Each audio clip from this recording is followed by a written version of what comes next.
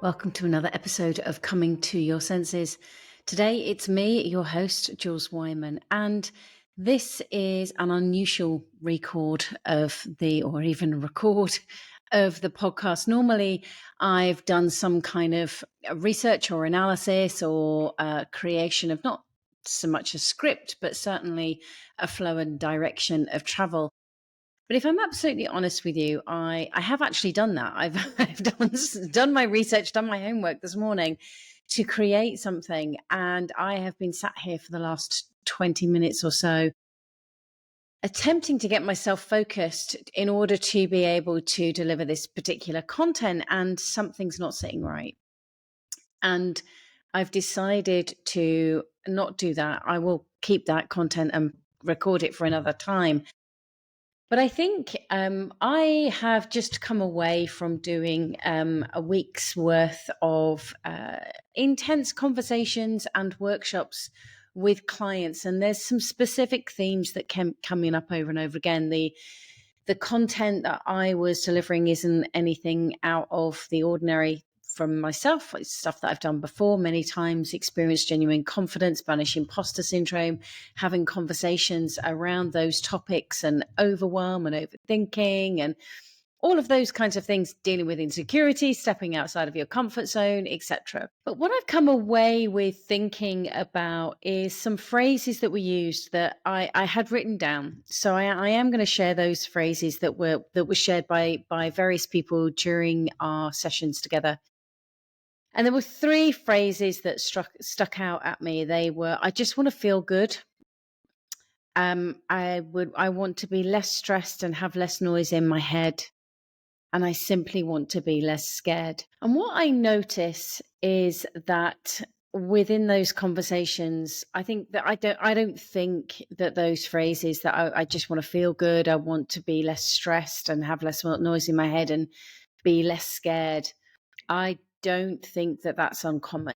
And the people that I were talking with, they ranged from late 20s right the way up to close to 60, of varying backgrounds, varying cultures, varying upbringings, varying genders. There was very little other than their humanness that that I could pull on to say was the same. There was a lot of cultural differences, but there's these themes of I wanting to feel good. I don't want to have that stress. I want to have less noise in my head. I don't want to be scared all the time. These are conversations I'm having pretty regularly with clients. And one of the things that I've started to notice for myself is how much less noise I do have in my head these days, how less stressed I am than I have been in the past, how less scared I am than I have been in the past, and how I do feel good more frequently, more often. And it's not through doing affirmations or power moves or anything like that. And so I basically, having even done my research, done the whole creation of the script for today's podcast, this may be a much shorter version, but I want to do a bit of a rambling around those things. So first of all, let me talk to the point of wanting to feel good. And the phrase that's come very often in my mind is I want to feel good more often. But it not being a forced feel good, not with a, big grin on my face and everything's all positive and rosy and shiny. I mean that. And I know from the conversations that I've had with people that's when they're asking for that. That's not what they're looking for.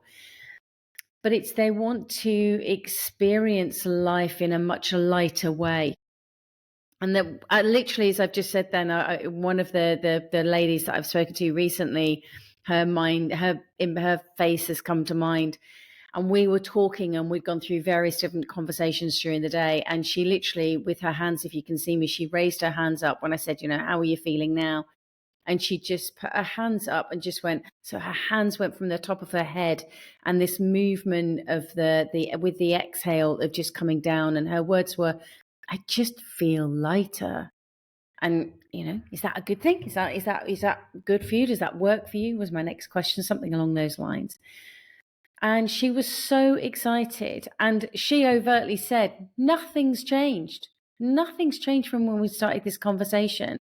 How is it possible that I just feel so much better than I did before? And so much of that conversation in particular, but when people are talking about feeling good more often, is that I'm looking to strip away that is doing the stress, that thinking that is causing the fear, that is creating a sense of being scared, that's not accurate or true.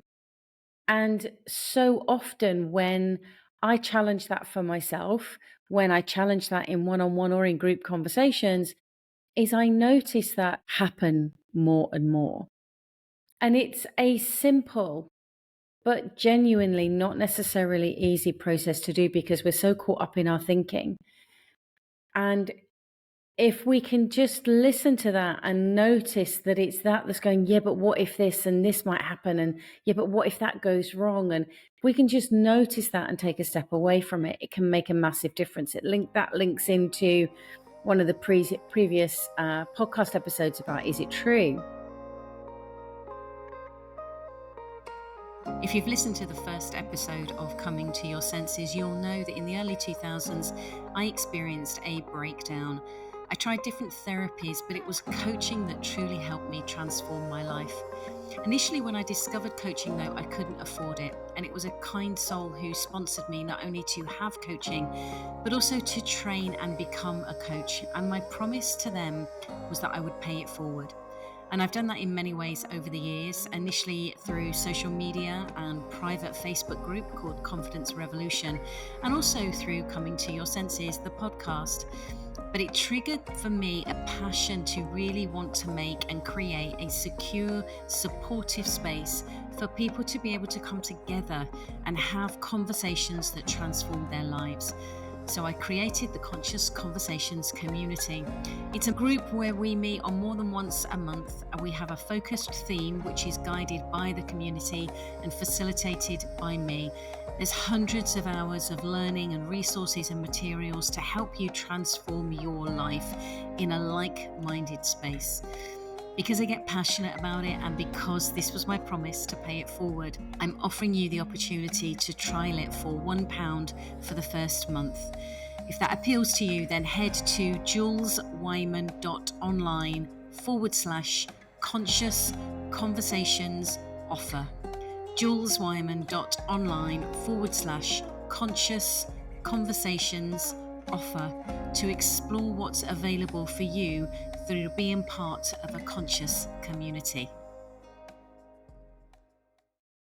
This isn't a revelation for me, but I think because so many of the conversations over the last few weeks have led back to this point of this experiencing a much deeper relaxation, experiencing a much calmer state of being, that it is when we strip away the stuff that is not accurate, it's not true, it's not helpful, it's not kind, it's not fair to us or anybody else.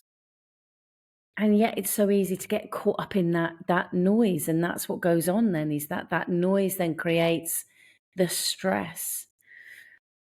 Well, one lady, when I was talking about the noise, one of the conversations that we had was just listening for those moments of quiet.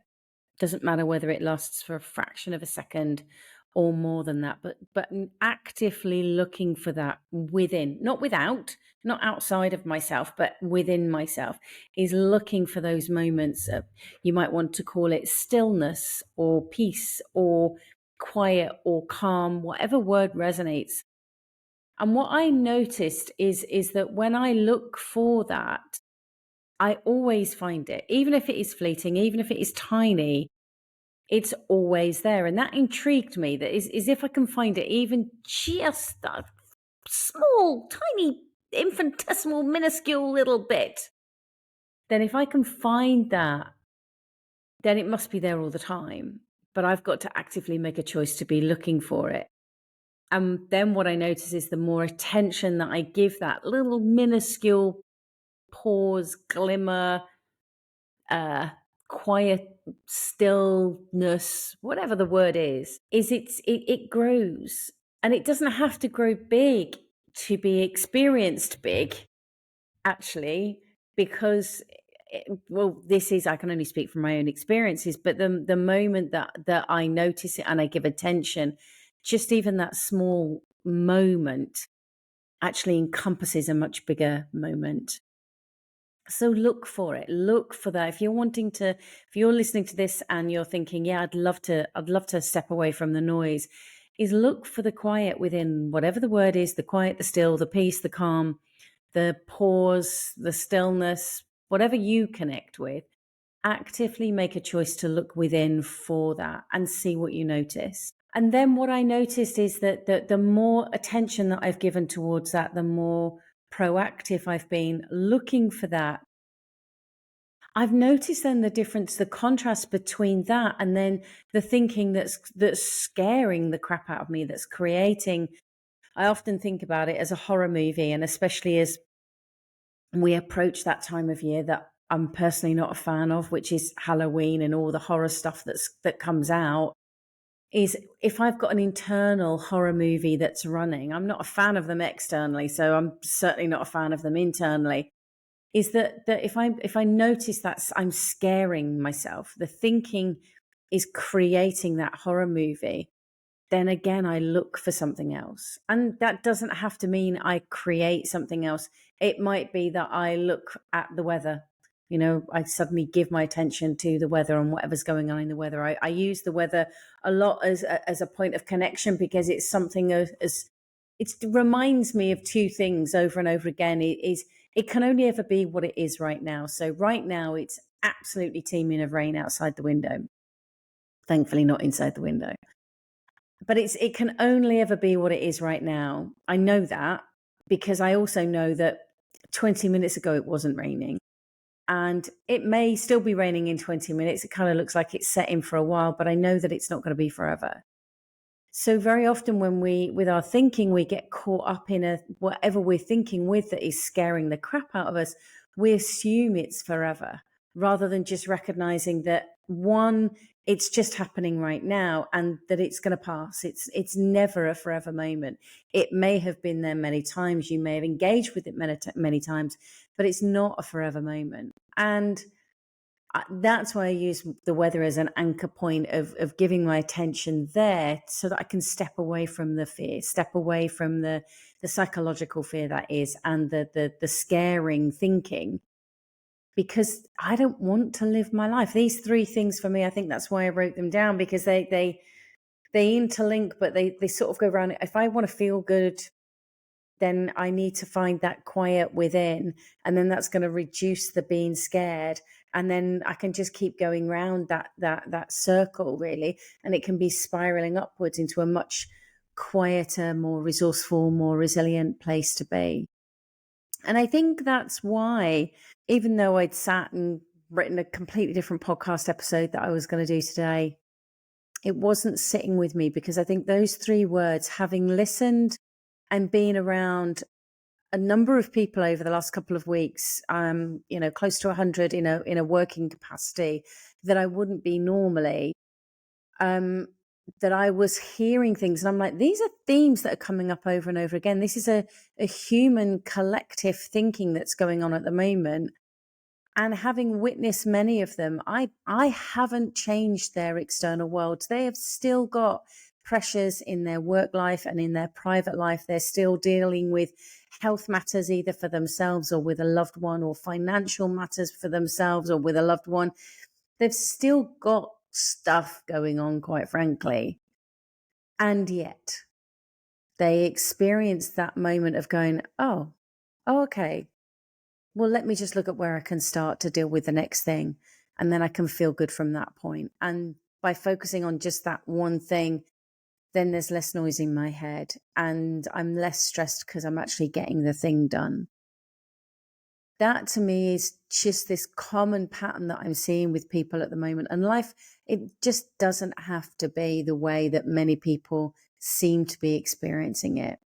So if you're somebody that genuinely would like to feel good more often, you would like to experience more clarity, more less of that noise in your head, less stress, and not being scared, then think about how you can engage with what I've said. Look at ways that you can make a difference for yourself, because if we're only waiting for the external world for us to feel better, not have noise in our head and not be scared, I think we'll be waiting quite some time. So let's see what we can do for ourselves, because I do think that this is accessible for the majority of people, the majority of the time. So let's make it happen. And I look forward to catching up with you on another episode of Coming to Your Senses very soon.